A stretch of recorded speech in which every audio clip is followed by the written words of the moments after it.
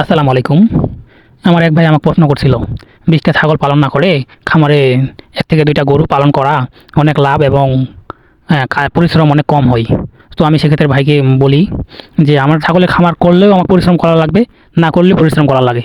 কারণ ছাগল যে আমি বাড়তি পরিশ্রম দিচ্ছি তা কিন্তু না। কারণ আপনারা জানেন আমার কৃষি জমিগুলা, এগুলা আবাদ আমি নিজেই করি। এগুলো দেখাশোনা আমাকেই করতে হয়। সেক্ষেত্রে আমাকে মাঠে প্রায় প্রতিদিনই আসার লাগে, কোনো না কোনো কাজ থাকেই আমার মাঠে।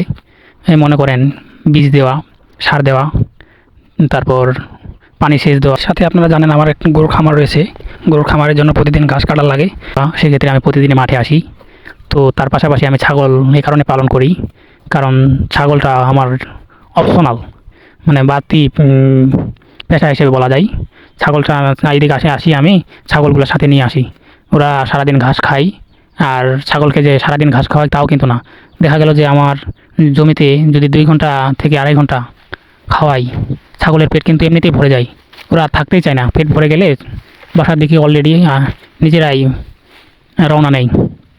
তো সেক্ষেত্রে আমি বলি যে আমার ছাগলের বাড়তি কোনো পরিশ্রম আমাকে দিতে হয় না।